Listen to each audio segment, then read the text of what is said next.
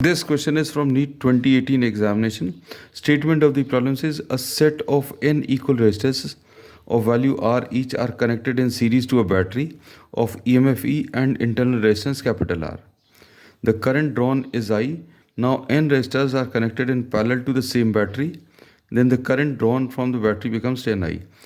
R resistances series में combine किए, इनका combination RS will be equal to R plus R ऐसा n times, तो ये रेजिस्टेंसेस एन आर आ जाएंगे and the current through the circuit I will be equal to total EMF upon the total resistance.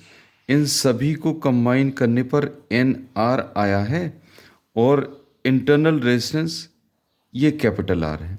So this will be the current through the circuit.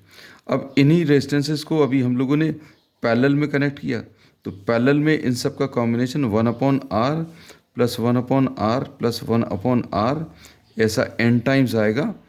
इसमें LCM R और 1 + 1 + 1 n times add करेंगे तो n आ जाएगा upon R.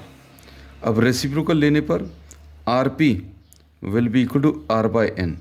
तो इन सभी को combine करने पर R/N आया.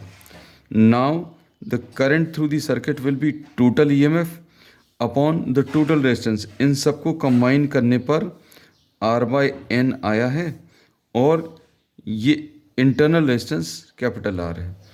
अब इन दोनों करंट्स में रिलेशन दिया है I' is equal to 10 times I. This is 10 times I.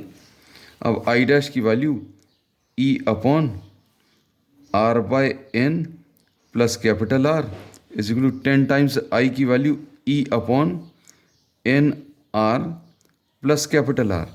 इधर LCM लेंगे तो E upon R plus NR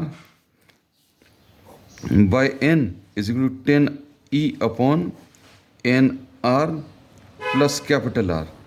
अब इसमें ये कैंसिल होंगे, E और E कैंसिल होगा, N ऊपर ट्रांसफर होगा.